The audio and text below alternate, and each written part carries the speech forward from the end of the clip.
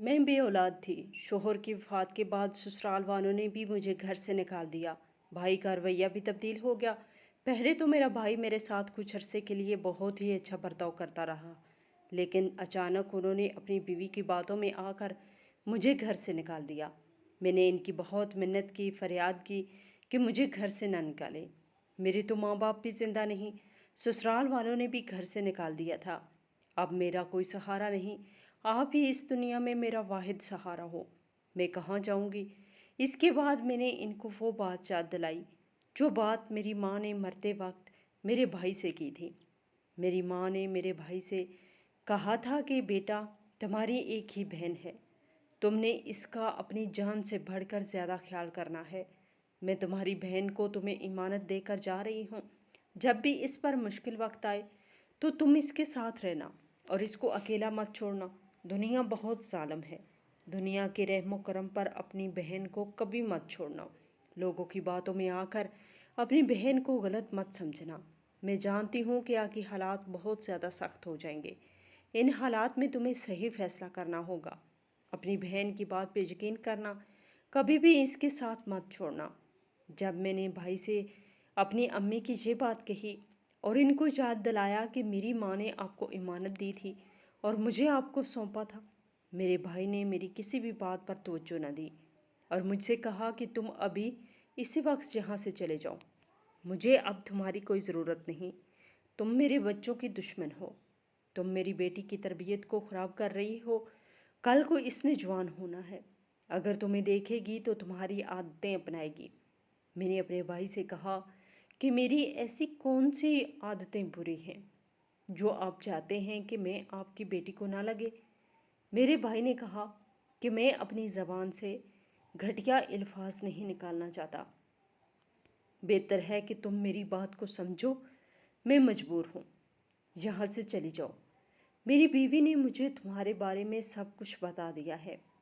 मैंने इनकी तरफ बड़े गौर से देखा और कहा कि आप भी अपनी बीवी की बातों में आके अपनी मासूम बहन पर इतना बड़ा जुल्म सितम कर रहे हैं, जबकि इस घर में मेरा इतना भी हक है जितना आपका और आपकी बीवी बच्चों का है। इस पर मेरे भाई ने मुझे गुस्से से देखा और कहा कि बस मुझे तुमसे इसी बात की तवक्को थी। यही बात रह गई थी जो तुमने मुझे करनी थी। मैंने अपने भाई से कहा कि मैंने आपसे ऐसी कौन सी बात की है? आपने मुझे मजबूर किया है, इसी वजह से मैंने ये बात की है। अगर आप मुझे मजबूर ना करेंगे तो मैं भी आपके सामने हो जाऊंगी, क्योंकि इस घर में मेरा भी हक है। ये घर मेरे माँ बाप का है। ये तो मेरी अच्छाई है कि मैं आपसे इस घर का कोई हिस्सा नहीं लेती, लेकिन आप मुझे इस घर से इस तरह निकाल सकते हैं। अगर आपने मेरे साथ किसी किस्म की भी ज़बरदस्ती की तो मैं आपके खिलाफ पर्चा करवा दूंगी, क्योंकि मैं अपना हक लेना जानती हूँ। तब मेरे भाई ने कहा, तुम बहुत ही बदबख्त हो। खुदा ताला तुम्हें तुम्हारी हरकतों की वजह से यूं दर बदर की ठोकरें दे रहा है। पहले जब तुम्हारी शादी हुई 15 साल तक तुम्हारी औलाद ना हुई। इसके बाद भी तुमने अपना रवैया चेंज ना किया। तुमने अपने किरदार में कोई तब्दीली जाहिर ना की, वैसी की वैसी हो। इसके बाद अल्लाह ने तुमसे तुम्हारी सबसे कीमती चीज़ छीन ली। तुम्हारा शोहर जो तुम्हारी हर बात मानता था और जिसका तुम्हें बहुत बड़ा सहारा था, खुदा ने तुमसे वो सहारा छीन लिया। अब तुम अकेली दरबदर इस दुनिया में रहती हो। तुम्हारा भाई जो तुम पर जान निसार करता था, अब देख लो वो भी तुम्हारे खिलाफ हो चुका है। तुम्हारा इस दुनिया में कोई भी नहीं रहा। तुम खुद बहुत ही मनहूस हो। जिस घर में जाती हो, इस घर का चैन सुकून सब कुछ बर्बाद कर देती हो। तुम्हारी सास बिल्कुल ठीक कहती थी कि अब मुझे यकीन हो चुका है तुम्हारा इस घर में कोई हिस्सा नहीं, और ना ही तुम मेरी बहन हो, ना ही मैं तुम्हें जानता हूँ। इससे पहले कि मेरे मुंह से कुछ और गलत अल्फाज निकल जाए, अभी इसी वक्त यहाँ से चली जाओ। मेरे भाई के ये अल्फाज मेरे लिए किसी मौत से कम न थे। मुझे यूँ महसूस हो रहा था जैसे इनके अल्फाज नहीं बल्कि मेरे जिस्म पर तीर चल रहे हों। ये तीर न सिर्फ मेरे जिस्म को ज़ख्मी कर रहे थे, बल्कि इन तीरों की वजह से मेरी रूह भी कांप उठी थी। मेरे भाई से अब हर तरीके से बात करके देख ली थी, लेकिन इनको मेरी बात किसी भी तरीके से समझ नहीं आई। انہوں نے اپنا ذہن بنا لیا تھا، وہ مجھے بہن ہی نہیں سمجھتے تھے۔ انہوں نے مجھے گھر سے نکال دیا۔ جب میں اس گھر سے باہر نکلی تو محلے والے اپنے گھروں سے باہر نکلے ہوئے تھے اور ہماری باتیں سن رہے تھے۔ ذہنی لوگ ہمارا تماشا دیکھ رہے تھے، وہ تماشا جو میری بھابھی نے ہم دونوں بہن بھائیوں کو لڑا کر کیا تھا۔ میری آنکھیں نم ہو چکی تھی، اب تو آنسو رکنے کا نام ہی نہیں لے رہے تھے۔ شدید ترین دھند مغرب کا وقت جب انہوں نے مجھے گھر سے نکالا، وہ وقت میرے لیے قیامت کی طرح گزرا تھا۔ مجھے کچھ نظر نہیں آ رہا تھا، میری آنکھوں کے آگے بالکل اندھیرا ہو چکا تھا۔ کچھ سمجھ نہ آئی میں کہاں جاؤں۔ میرے اس دنیا میں کوئی بھی نہ تھا۔ میں نے ہر جگہ نظر دوڑائی لیکن کوئی بھی ایسی جگہ نہ ملی جہاں پر میں پناہ لے سکوں۔ کوئی بھی ایسی چھت مجھے نظر نہ آئی جو میری پناہ گاہ بن سکے۔ خیر تھوڑی دیر کے لیے میں دروازے پہ رکی، ایک دو بار پھر بھائی سے کہا کہ بھائی جان آپ بہت غلط کر رہے ہیں، آپ پچھتائیں گے، لیکن انہوں نے میری ایک نہ سنی۔ میں وہاں سے چلی گئی۔ آج جب میں اپنے بھائی کے گھر سے ذلیل و رسوا کر کے نکالی گئی تھی تو مجھے وہ وقت یاد آیا جب میری ساس نے میرے شوہر کی وفات کے بعد بالکل اسی طرح اسی وقت گھر سے نکالا تھا۔ اتنے دکھ سہنے کے باوجود نہ جانے میں کیسے زندہ تھی، میں کیسے جی رہی تھی اپنی زندہ تھی تو مجھے جینا تھا، کیونکہ میں حرام موت کو گلے نہیں لگا سکتی تھی۔ میری زندگی تو بدسکونی میں اور پریشانیوں میں گزر چکی تھی۔ میں خودکشی کر کے اپنی آگے کی زندگی جہنم میں نہیں گزارنا چاہتی تھی۔ میری ایک ہی سوچ تھی جو ہر وقت مجھے زندہ رکھتی تھی اور میری زندگی کی ایک امید تھی، وہ بس یہی تھی کہ مجھے اس سب کے بدلے، ان تمام دکھوں اور پریشانیوں کے بدلے خدا تعالیٰ ایک دن انعام ضرور دے گا۔ وہ میری آگے کی زندگی بہت آرام اور سکون سے گزرے گی۔ مجھے اس قدر سردی محسوس ہوئی کہ میرا پورا جسم کانپنے لگا، یہاں تک کہ مجھے یوں محسوس ہو رہا تھا کہ میری روح تک کانپ کے رہی ہے۔ میرے حالات جیسے گزر رہے تھے وہ میں بیان نہیں کر سکتی تھی۔ اس سب کے باوجود میں نے سفر کیا۔ میں نے تو اس وقت بھی صبر کیا تھا جب میرا شوہر مجھے تنہا چھوڑ کر چلا گیا تھا۔ میری شادی کو 15 سال ہو چکے تھے لیکن ابھی تک میری کوئی اولاد نہ تھی۔ میں بالکل جینے کی امید چھوڑ چکی تھی۔ مسلسل 15 سال اولاد کی دعا مانگتے مانگتے میں تھک چکی تھی۔ کوئی ایسی جگہ نہ تھی جہاں پر میں اولاد کی تمنا لے کر نہیں گئی تھی۔ اولاد کی اس آرزو نے مجھے کہیں کا نہ چھوڑا تھا۔ میری ساس، میری نندیں مجھے ہر وقت بھی اولادی کا ہی تانا دیتی تھی۔ یہ تانے سن سن کر میں بہت ہی پتھر کی ہو چکی تھی۔ جب بھی مجھے کوئی اولاد کا تانا دیتا تو مجھ پر قیامت گزرتی تھی۔ مجھے بہت ہی افسوس ہوتا، میں ہر وقت پریشان رہتی تھی۔ اداسی ہر وقت میرے چہرے سے نظر آتی تھی۔ حالانکہ میرا شوہر مجھ پر بہت مہربان تھا، اس نے آج تک مجھے بے اولاد ہونے کا طعنہ کبھی بھی نہ دیا تھا، میرا ہر قسم کا خیال رکھتا تھا، لیکن اس سب کے باوجود میں اس کے سامنے خود کو بہت ہی شرمندہ محسوس کرتی تھی۔ میں اس سے نظر نہیں ملا پاتی تھی کیونکہ اس کی ماں اس کو ہر وقت دوسری شادی کرنے کا کہتی تھی کہ میں بہت ہی کم بخت ہوں، اولاد کی خوشی میں اپنے شوہر کو اور اپنے سسرال والوں کو نہیں دے سکتی، جس کی وجہ سے میری ساس چاہتی تھی کہ وہ میرے شوہر کی دوسری شادی کر دے۔ جیسے ہی میں اپنے شوہر کی دوسری شادی کے بارے میں سنتی تھی تو میری جسم میں سے روح نکلنے لگتی تھی۔ یوں محسوس ہوتا تھا کہ ابھی جان چلی جائے گی، کیونکہ ایک عورت کیسے اپنے شوہر کو دوسری عورت کے ساتھ تقسیم کر سکتی ہے۔ میں کئی بار اپنے شوہر سے باتوں باتوں میں پوچھ چکی تھی کہ اگر میری اولاد نہ ہوئی تو کیا وہ آگے شادی کرے گا، لیکن میرا شوہر اس سوال کے بدلے جو جواب دیتا وہ مجھے مطمئن کر دیتا تھا اور میری پریشانی کو دور کر دیتا۔ میرا شوہر جب مجھ سے کہتا کہ اگر اولاد ہوئی تو تم سے ہی ہوگی، ورنہ میں ہرگز دوسری شادی نہیں کروں گا، کیا معلوم کہ اس سے بھی میری اولاد نہ ہو، پھر میں کیا کروں گا۔ اسی لیے جب بھی میں اس سے سوال کرتی تو میں خوش ہو جاتی، کیونکہ اس کی وفاداری میرے لیے جینے کا سبب بن چکی تھی۔ اس کی ماں اور بہن نے میرا جینا حرام کر دیا تھا، کوئی بھی موقع ہاتھ سے نہ جانے دیتی تھی، ہر وقت مجھے ذلیل اور رسوا کرتی رہتی تھی۔ میرا شوہر مجھے سمجھاتا رہتا اور کہتا تھا کہ تمہیں ان لوگوں کی باتوں پر پریشان ہونے کی ضرورت نہیں، جب میں تمہارے ساتھ ہوں تو کوئی کچھ نہیں کر سکتا، میری ماں کی بھی کوئی قصور نہیں، میں ان کا اکلوتا بیٹا ہوں اور وہ چاہتے ہیں کہ میری اولاد ہو جائے تاکہ وہ بھی پرسکون ہو جائے۔ تم جانتی ہی نہیں ہو کہ میرے باپ کو بھی بچوں کی بہت زیادہ خواہش تھی۔ میری امی کی شادی کے 5 سال بعد ان کی اولاد ہوئی تھی۔ اب دیکھ لو ماشاء اللہ، میری 4 بہنیں ہیں اور ان کا میں ایک ہی بھائی ہوں۔ ہم پر بھی خدا ضرور ایک دن راضی ہوگا۔ تمہیں پریشان ہونے کی ضرورت نہیں، اولاد انسان کی بس میں نہیں ہے، یہ خدا تعالیٰ کا فیصلہ ہے، جس کو چاہے دے، جس کو چاہے اس نعمت سے مایوس رکھے۔ ہم ان سب میں کچھ نہیں کر سکتے، ہمارے بس میں صرف دعا کرنا ہے اور وہ ہم کرتے ہیں۔ خدا تعالیٰ جب بھی ہم پر راضی ہوا ہمیں پتہ بھی نہیں چلے گا۔ میں اپنے شوہر کی یہ باتیں سن کر تھوڑا سا مطمئن ہو جاتی تھی، لیکن جیسے ہی میرا شوہر کام پر جاتا تھا، میری ایک نند جو بھی کنواری بیٹھی تھی اور میری ساس مجھے ذلیل و خوار کرتی رہتی تھی، جو میری باقی 3 نندیں جن کی شادی ہو چکی تھی، وہ مجھ سے تھوڑا احترام سے بات کرتی تھی، کیونکہ وہ جانتی تھی کہ سسرال والوں کے حالات کیسے ہوتے ہیں۔ لیکن اس سب کے باوجود وہ بھی مجھے کبھی کبھی بے اولادی کا طعنہ دیتی تھی۔ مجھے بہت ہی افسوس ہوتا تھا، میں اکیلے بیٹھ کر بہت روتی تھی۔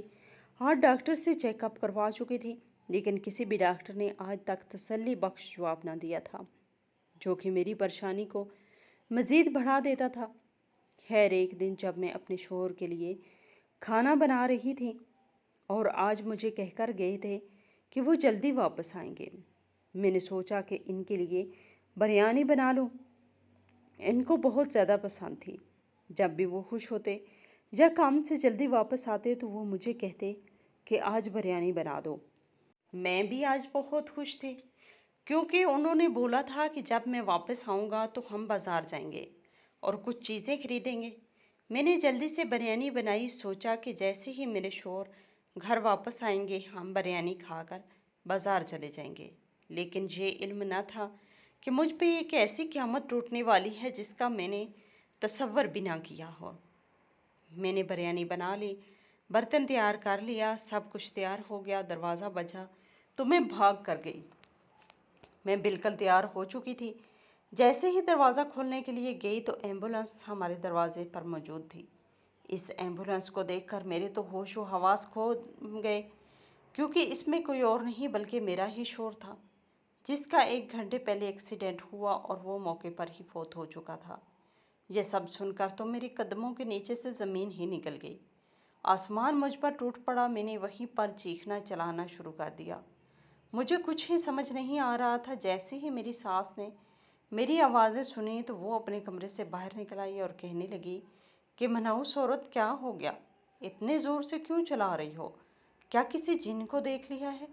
مجھ سے تو بولا نہیں جا رہا تھا، نہ ہی ان کو بتا پا رہی تھی کہ جیسے وہ باہر نکلی اور انہوں نے دیکھا تو مجھ سے زیادہ چیخنے چلانے لگی اور کہنے لگی کہ کم بخت عورت، تو نے میرے بیٹے کا قتل کر دیا، تو میرے بیٹے کو کھا گئی، بہت ہی کم بخت ہے، مجھے علم تھا تو ایسا ہی کرے گی۔ میں کب سے اپنے بیٹے سے کہہ رہی تھی کہ دوسری شادی کر لو، اس کو چھوڑ دو، میرے بیٹے کی تو کوئی نشانی بھی نہیں۔ ہائے اللہ، یہ کیا ہو گیا؟ ایسا نہیں ہو سکتا۔ بس ان کی یہی باتیں مزید میرے لیے پریشانی کا سبب بنا رہی تھیں۔ میں بالکل ڈوب چکی تھی۔ میرے ماں باپ پہلے ہی اس دنیا سے رخصت ہو چکے تھے، ابھی میں کنواری تھی، میری شادی بھی نہیں ہوئی تھی کہ میرا باپ ہارٹ اٹیک کی وجہ سے فوت ہو گیا تھا۔ میری ماں اور میں ایک ساتھ سو رہے تھے جب میرے باپ کے سینے میں اچانک درد اٹھا۔ ہم نے جلدی سے اپنے بھائی کو اٹھایا، میرا بھائی ان کو اسپتال لے کر گیا۔ جب میرا بھائی ان کو اسپتال لے گیا تو میرا باپ بالکل صحت یاب تھا، بس ان کے سینے میں معمولی سا درد تھا، لیکن ہمیں یہ خبر نہ تھی کہ یہ معمولی سا درد ان کے لیے جان لیوا ثابت ہو سکتا ہے اور ان کی زندگی کو کھا جائے گا۔ جب وہ اسپتال جا رہے تھے تو میری طرف اداس نظروں سے دیکھ رہے تھے اور اشارہ کر رہے تھے کہ اپنی بہن کا خیال رکھنا، اپنی ماں کی عزت کرنا۔ میرے باپ یہاں سے بالکل صحیح سلامت گیا تھا، لیکن جب وہ واپس آیا تو وہ زندہ ہی نہ تھا، مر چکا تھا۔ وہ لمحات میں اپنی زندگی میں کبھی نہیں بھول سکتی جب میں نے اپنے باپ کو کھویا تھا۔ مجھے یوں لگ رہا تھا کہ جیسے میں تو زندہ ہی نہ رہ سکوں گی، میں مر جاؤں گی، لیکن اس کے باوجود میں آج تک زندہ ہوں۔ پھر اس کے بعد میرے بھائی نے کچھ عرصے بعد میری ماں کے مشورے سے ان لوگوں سے میرا رشتہ کر دیا۔ یہ لوگ بہت ہی اچھے تھے، میرا بہت ہی خیال رکھتے تھے، لیکن میری ساس پھر شادی کے کچھ عرصے بعد تبدیل ہو چکی تھی۔ ان کا بیٹا مجھ سے بے حد پیار کرتا تھا، یہ چیز ان سے برداشت نہ ہوتی تھی۔ وہ ہر بات میں میری رائے لیتا تھا، جس کی وجہ سے میری ساس مجھ سے جلنے لگی تھی، اور یہ سب ان کو پسند نہ تھا۔ میں اپنی ماں کو کئی بار اپنی ساس کے بارے میں بتا چکی تھی، لیکن وہ مجھے سمجھاتی، میں خاموش ہو جاتی، اور پھر مجھ پر میرے شوہر کی جدائی کا صدمہ لگ گیا۔ اور اس سے بڑا صدمہ تو مجھے تب لگا جب میرے شوہر کی وفات کے بعد میری ساس نے مجھے ذلیل و رسوا کر کے گھر سے نکال دیا۔ انہوں نے نہ صرف مجھے گھر سے نکالا بلکہ مجھے بد کردار کہا اور کئی ایسے الزامات لگائے جن کو میں برداشت نہ کر سکی۔ مجھے اپنی قسمت پر رونا آتا تھا اور میں سوچتی تھی کہ نہ جانے اور میری کتنی زندگی باقی ہے، نہ جانے میں نے کتنا ذلیل ہونا ہے۔ لیکن مجھے یہ علم نہ تھا کہ ایک دن یہی دنیا میرے لیے جنت بن جائے گی اور میں ایک ایسی خوشگوار زندگی گزاروں گی جس کا میں نے اپنی زندگی میں کبھی تصور بھی نہ کیا ہوگا۔ میری ساس نے مجھے جب گھر سے نکالا تھا تو میں ان کے قدموں میں گر گئی تھی، اپنا دوپٹہ اتار کر ان کے قدموں میں رکھا تھا، ان سے فریاد کی تھی کہ مجھے میرے شوہر کے گھر سے نہ نکالا۔ اس گھر میں میرا پورا حق ہے، اس گھر میں میری بہت سی یادیں ہیں، میں ان یادوں کے ساتھ اپنی زندگی گزارنا چاہتی ہوں۔ لیکن میری ساس نے میری ایک بات بھی نہ سنی، بغیر سوچے سمجھے مجھے گھر سے نکال دیا۔ آج جب بالکل میری ساس کی طرح میرے بھائی نے مجھے گھر سے نکالا، میں گلی میں جاتے ہوئے پچھلی ساری باتیں سوچ رہی تھی تو میری حالت بہت خراب ہونے لگی۔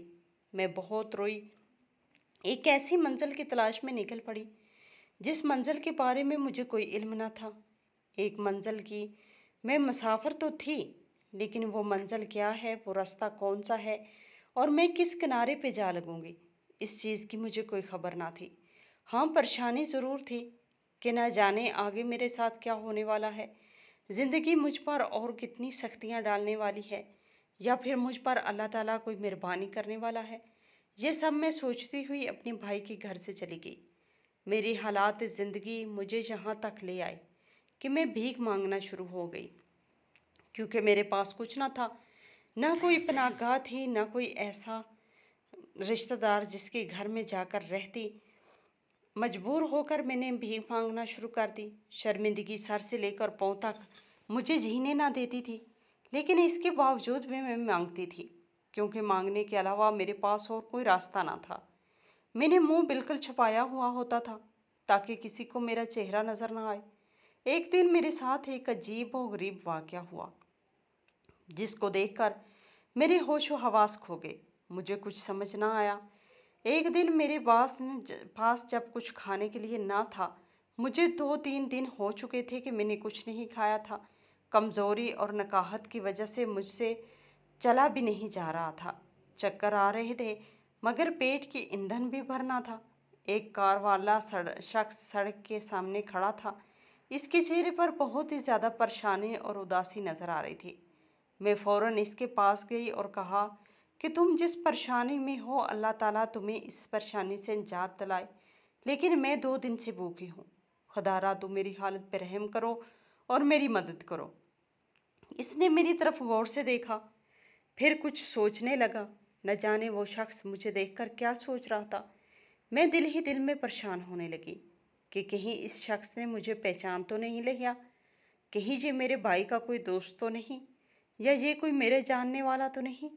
ابھی میں اسی طرح کے کچھ اور سوالات اپنے ذہن میں سوچ رہی تھی کہ اچانک اس شخص نے کار کے پیچھے ایک تھیلی مجھے اٹھا کر دی۔ یہ تھیلی بہت ہی بھاری تھی۔ میں نے جب اس کو اٹھایا تو مجھے یقین ہو گیا کہ اس میں ضرور کوئی کھانے کی چیز ہے۔ شاید اس شخص کو مجھ پر رحم آ گیا ہو۔ میں نے اس کا شکریہ ادا کیا، اس تھیلی کو اپنے ساتھ لیا اور ایک درخت کے سائے کے نیچے آ بیٹھی۔ یہاں پر کوئی بھی نہ تھا۔ جیسے ہی میں نے اس تھیلی کو کھولا، تھیلی کو کھولتے ہی میری تو عقل دنگ رہ گئی۔ مجھے کچھ سمجھ نہ آیا، کیونکہ اس تھیلی میں نہ تو کچھ کھانے پینے کی چیز تھی، نہ ہی کچرا، بلکہ اس تھیلی میں ایک بہت ہی خوبصورت اور معصوم سا بچہ تھا، جس کو دیکھ کر میری آنکھیں کھلی کی کھلی رہ گئی، اور اس کے ساتھ ہی بہت زیادہ پیسے تھے جو ایک شاپر میں بند تھے۔ یہ سب دیکھ کر میرے تو ہوش و حواس کھو گئے، مجھے کچھ سمجھ ہی نہ آیا، نہ جانے وہ شخص کون تھا اور یہ بچہ اس کا تھا کسی اور کا تھا۔ आखिर इस सब के पीछे क्या राज था? मुझे कोई इल्म ना था। इसके बाद मैं भागकर इस कार वाले के पास जब गई तो वो कार इस जगह पर मौजूद न थी। वो बच्चा रोने लगा। मुझे ज़्यादा भूखा था जो पैसे इसके साथ मौजूद थे। मैं जल्दी से गई, इसकी ज़रूरत का सामान दूध लिया और इसको पालने लगी। मुझे इससे बहुत ही मोहब्बत हो गई थी और दिली लगाव पैदा हो गया था। मुझे ये अपने बच्चों से ज़्यादा प्यारा लगने लगा। हालांकि मैंने इससे पहले कभी यूं बच्चों को नहीं पाला था और मैं जानती नहीं थी कि कैसे पाला जाता है, लेकिन मैं इसको बहुत ज़्यादा ख्याल रखने लगी। मुझे खुद से ज़्यादा इसकी फ़िक्र होती थी।